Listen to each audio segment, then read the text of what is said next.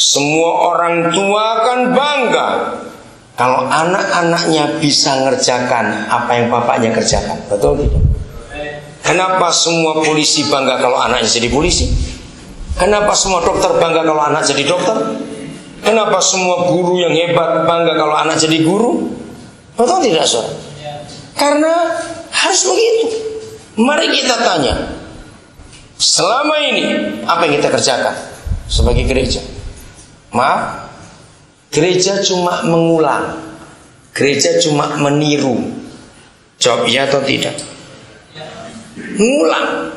Sudah berapa puluh tahun yang kita kerjakan itu cuma pengulangan saja. Sama, nggak ada yang baru yang gereja buat. Ya itu saja.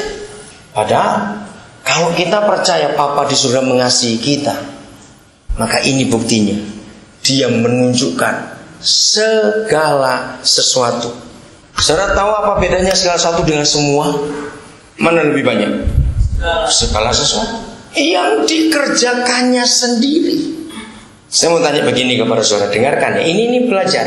Adakah seorang manusia atau program komputer yang bisa mendata yang disebut segala sesuatu tanpa terlewat? Coba jawab. Ada tidak? Ayo kok suara kurang. Ada tidak? Kenapa tidak ada? Ayo, kenapa tidak ada? Karena masih ada lagi. Kalau kita selesai hari ini setelah 30 tahun mendata semua disebut segala sesuatu, selama 30 tahun mulai sudah ada yang baru lagi itu tiap hari. Karena segala sesuatu itu tidak terbatas. Nah, gereja itu sebagai anak Papa di surga, maka Papa ingin kita melihat apa yang dia buat. Katakan amin. Segala sesuatu yang dikerjakannya sendiri. Maaf kalau saya harus katakan tentang diri saya ini. Mengapa sampai hari ini saya sangat berbeda dengan banyak pendeta yang saudara pernah tahu, baik yang pernah tinggal di Papua atau yang pernah datang ke Papua. Kenapa beda? Kenapa dari dulu saya nggak pernah sibuk dengan urusan gereja secara organisasi? Karena Papa saya menunjukkan kepada saya untuk di Papua saya harus kerjakan pendidikan. Karena saya lihat dia bekerja itu dan saya ikut. Maka itu apa yang Tuhan kerjakan lewat kami bisa begitu luar biasa sampai hari ini. Nanti kita akan menemukan sebuah tanda apa yang kita kerjakan itu dari Papa atau karena dari peraturan organisasi. Beda. Koma, ini yang menarik. Karena kalau disebut segala sesuatu, itu tidak boleh ada lagi yang lain. Jawab iya atau tidak? Karena sudah segala sesuatu. Tapi kenapa koma? Baca lanjut. Koma. Bahkan, stop sampai kata itu. Bahkan. Saudara tahu dalam tata bahasa Indonesia kata bahkan itu menunjukkan apa? Coba jawab. Ada lagi. Lebih. Nah ini yang heran. Toh sudah segala sesuatu, kok bisa ada lagi? Ini luar biasa. Saudara, cuma ada satu saja perbedaan. Orang yang mengerjakan rutin dan orang yang mengerjakan hal-hal baru. Cuma ada satu perbedaan. Bosan dan tidak bosan. Orang yang mengerjakan rutin itu bosan tidak? Bosan. Karena sama terus. Tapi yang selalu baru, karena termasuk dalam hal segala sesuatu, nggak akan pernah bosan.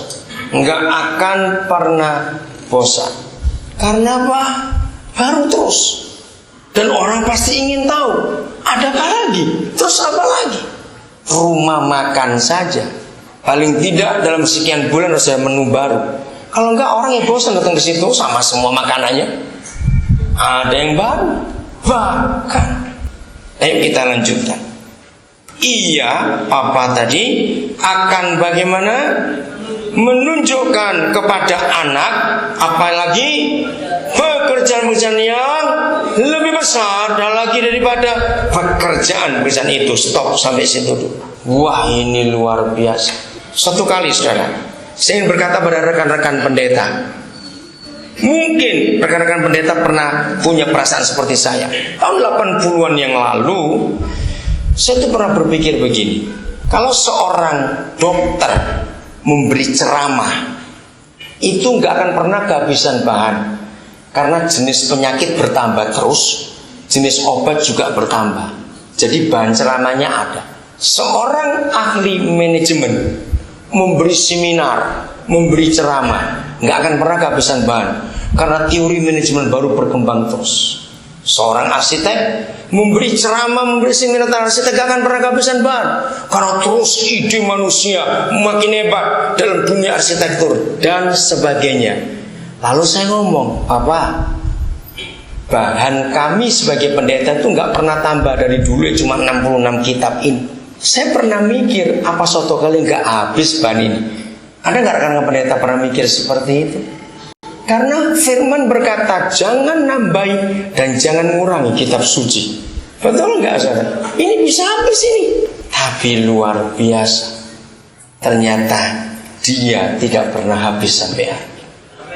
26 Agustus yang lalu, saya mensyukuri 36 tahun saya khotbah.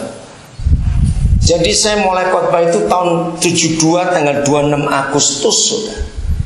Dan 36 tahun ini saya khotbah tidak pernah kehabisan bahan.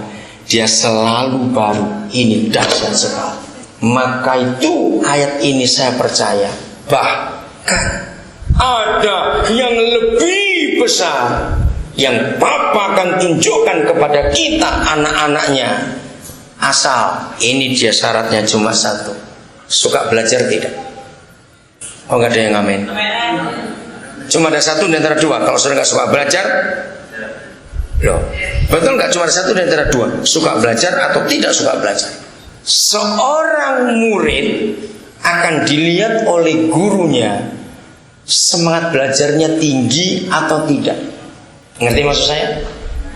Kalau saudara yang pernah jadi guru atau masih jadi guru sampai hari ini pasti ngerti bahasa. Seorang guru itu bisa nggak berhenti ngajar kalau muridnya itu seperti anak kecil makan rakus, mau dimakan. Ngerti maksudnya itu? Guru semangat nggak kalau lihat muridnya seperti itu? Bagi si guru akan tertantang untuk belajar terus karena muridnya semangat. Tapi kalau guru ngajar, muridnya terus garuk-garuk lihat ke atas, malas nggak guru tuh ngajar? Malas. Nggak, belum tentu murid ngantuk itu karena nggak suka belajar. Mungkin gurunya yang salah dalam memberi materi pelajaran, atau cara mengajarnya yang tidak menarik, sehingga muridnya walaupun pelajarannya menarik tapi cara ngajar nggak menarik, nggak akan suka. Jadi gereja yang benar adalah sekolahan. Lagi saya berkata, gereja yang benar adalah sekolah. Karena ini belajar. Saudara baca berapa kali Tuhan Yesus sebut Yesus mengajar di sinagoge mana? Dia mengajar, bukan berkhotbah. Maka itu gereja kita suka belajar. Bahkan pekerjaan lebih besar lagi daripada itu akan Bapak tunjukkan kepada anak. Nah, cirinya cuma satu. Mari kita baca kalimat terakhir setelah koma. Daripada pekerjaan itu koma 1, 2, 3 sehingga kamu menjadi heran. Maaf, saudara jawab jujur. Kalau kita keluar dari gereja, dari ibadah, tanya orang-orang yang ada di sekitar kita, mereka itu heran gak sih lihat gereja itu? Jawabannya apa? Tidak. Nggak ada yang diherankan. Karena apa? Nggak ada yang baru. Mereka hafal apa yang gereja buat,